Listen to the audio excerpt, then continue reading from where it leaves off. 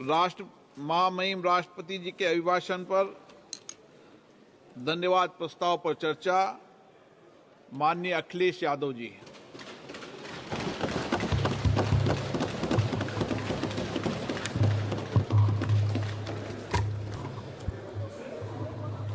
अध्यक्ष महोदय, मैं आपका धन्यवाद देता हूं कि आपने मुझे महामहिम राष्ट्रपति जी के अभिभाषण पे बोलने का मुझे समय दिया है। अध्यक्ष जी, मैं सबसे पहले आपका अभिनंदन एवं अभिवादन करते हुए आग्रह करना चाहूँगा कि मुझे बोलने के लिए जो समय दिया है, मैं उसमें से 2 मिनट का समय महाकुंभ हादसे का शिकार लोगों की आत्मा की शांति के लिए खड़े होकर के मौन रखना चाहूँगा। अगर किसी अन्य को भी सच्चे मन से मृतकों के प्रति सच्चा भाव है तो वो भी हमारे सांसदों के साथ खड़ा होकर के ये मौन श्रद्धांजलि अर्पित कर सकता है। माननीय सदस्य अध्यक्ष महोदय, अगली लाइन अध्यक्ष महोदय, ये विषय अध्यक्ष महोदय, आप सीनियर लीडर हैं। अध्यक्ष महोदय, ये अधिकार आपका है। कभी नहीं रही। ये मैंने विषय मेंशन करते हुए भरोसा है इस विषय पर मौन कर दिया था, इसलिए अध्यक्ष का अधिकार है। हाँ, मैं वही अध्यक्ष महोदय, ये जो बात मैं शुरू कर रहा हूं, जहां मैंने मौन 2 मिनट के लिए श्रद्धांजलि की बात की है, ये अधिकार मेरा नहीं है अध्यक्ष महोदय, ये अधिकार आपका है। मुझे पूरा भरोसा है आप पर कि जब अभिभाषण की चर्चा खत्म हो रही होगी उस समय 2 मिनट का मौन श्रद्धांजलि जरूर दी जाए जो श्रद्धालुओं की जान गई है। नहीं अध्यक्ष महोदय, नहीं अभी 1 मिनट आप लोग कुछ मत बोलो। नहीं कुछ नहीं। अध्यक्ष महोदय, अभी तो अध्यक्ष महोदय मैंने बात शुरू नहीं की है, और जिन लोगों को तकलीफ है और जिनको दुख होना चाहिए उनके बारे में मैं, हालांकि वो बाद में कहना चाहता था महाकुंभ के बारे में, लेकिन अध्यक्ष महोदय क्योंकि बहुत सारे माननीय सदस्य ये सुन नहीं सकते हैं, इसलिए मैं बात वहीं से शुरू करता हूं। आप देश के परम अभिभावक होने के नाते हमारा आपसे अनुरोध है कि जहां सरकार बजट के आंकड़े लगातार दे रही है, और जब मैंने अभिभाषण पढ़ा अध्यक्ष महोदय, बहुत सारे आंकड़े सरकार ने दिए हैं। आंकड़े देने से पहले महाकुंभ में मरने वालों के आंकड़े भी दे दें। महाकुंभ की व्यवस्था के बारे में स्पष्टीकरण देने के लिए मेरी मांग है अध्यक्ष महोदय, सर्वदलीय बैठक बुलाई जानी चाहिए। महाकुंभ आपदा प्रबंधन व खोया पाया केंद्र की जिम्मेदारी सेना को दी जाए।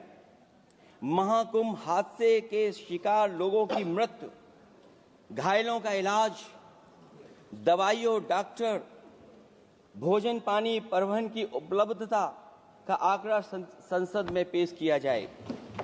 महाकुंभ हादसे के लिए जिम्मेदार लोगों पर, महाकुंभ हादसे के लिए जिम्मेदार लोगों पर घोर दंडात्मक कार्रवाई हो। जिन्होंने सच छिपाया है उनको दंडित किया जाए। अध्यक्ष महोदय, हम डबल इंजन की सरकार से पूछते हैं, अगर अपराध बोध नहीं था तो आंकड़े दबाए, छिपाए और मिटाए क्यों गए हैं? सच छिपाना और मिटाना भी तो अपराध है। इसका दंड कौन भुगतेगा अध्यक्ष महोदय? जहां इंतजाम होना चाहिए था वहां प्रचार हो रहा था। एक धार्मिक समागम में डबल इंजन का राजनीतिक प्रचार अशोभनीय है, निंदनीय है। इतने बड़े हादसे के बाद कम से कम अब तो वो होर्डिंग उतरवा देना चाहिए। अध्यक्ष महोदय, महाकुंभ की जो तैयारी हुई, जो हम लोगों ने जाना वहां पर, महाकुंभ न केवल 144 साल के लिए ये कहा गया, बल्कि ये भी कहा गया कि पहली बार धरती पर इस तरह का डिजिटल और जो आधुनिक चीजें हैं, टेक्नोलॉजी, उसका इस्तेमाल कर करके महाकुंभ होने जा रहा है।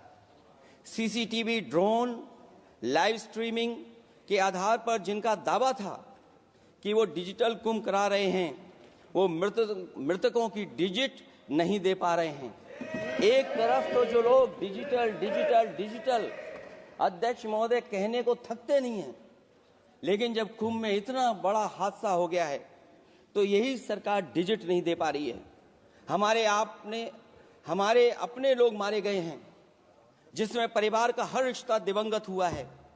किसी की माता, किसी के पिता, किसी की बहू, किसी की बेटी, किसी का भाई बहन, चाचा चाची। बच्चों के आंकड़े तो अभी तक नदारद हैं।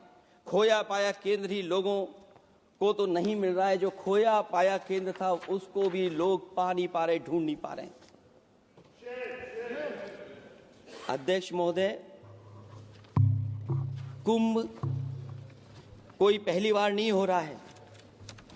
कुंभ का आयोजन सदियों से होता आया है। हमारे पौराणिक और हमारे इतिहास के दस्तावेज ये बताते हैं कि समय समय पे जो भी सरकारें रही होंगी, जिसका भी राज रहा होगा अध्यक्ष महोदय, उसने महाकुंभ या इस तरह के कुंभ का आयोजन किया है। एक तरफ तो वो कि जो 144 साल बाद महाकुंभ होने जा रहा है, उसका इतना प्रचार किया। और मैंने तो कई टीवी इंटरव्यूज में, कई समाचार चैनलों पर ये बात सुनने में आई और सुनते रहे हम लोग कि सरकार ने 100 करोड़ लोगों के आने का इंतजाम किया है। और अगर 100 करोड़, अध्यक्ष महोदय, अगर ये बात गलत है तो मैं रिजाइन आपको देना चाहता हूं। अगर अध्यक्ष महोदय, ये माननीय सदस्य लोग अगर ये नहीं सुन पा रहे हैं तो मैं इनको एक एक को, आप नहीं गए स्नान करने, आप स्नान करने नहीं गए, इसीलिए इस तरह की भाषा का इस्तेमाल कर रहे हैं। अध्यक्ष महोदय, ये कहा गया कि 144 वर्ष के बाद ये हो रहा है। जहां तक मेरी समझ और जानकारी कहती है, जो एस्ट्रोनॉमी और एस्ट्रो चीजों को समझते होंगे वो ये स्वीकार करते होंगे जो भी कुंभ होता होगा वो 144 वर्ष के बाद ही होता होगा। लेकिन ये कहा गया कि नक्षत्र ऐसे हैं। तो मैं अध्यक्ष महोदय सरकार से कहना चाहता हूं कि सतयुग से लेकर के कलयुग तक ये सनातन परंपरा रही है कि संत, महात्मा, साधु समाज मुहूर्त के हिसाब से शाही स्नान करते हैं। उसमें नक्षत्रों के हिसाब से जो सहयोग बनता है वही शाही स्नान का मुहूर्त होता है। लेकिन भाजपा के राज में ये सनातन परंपरा टूट गई। पहले सरकार ने संत समाज को शाही स्नान रद्द करने का आदेश दिया, जिससे अनादिकाल की सनातन परंपरा टूटी। और फिर जब देश भर ने ये बात उठी, देश भर में ये बात उठी, तो उन्होंने हादसे को छिपाकर फिर से आदेश दिया कि अखाड़े शाही स्नान करने जाएं। इससे सरकार ने पावन मुहूर्त के स्थान पर अपने मनमाने समय पर स्नान कराने का आदेश दिया। बात उस दिन या तिथि की नहीं होती है, बल्कि निश्चित मुहूर्त काल की होती है। ये सनातन परंपरा तोड़कर इन लोगों ने अच्छा नहीं किया। और ये क्या परंपरा टूटी है कि नहीं टूटी है, मैं समझता हूं अध्यक्ष महोदय मुझसे बेहतर सामने वाले ज्यादा जानते होंगे इसके बारे में।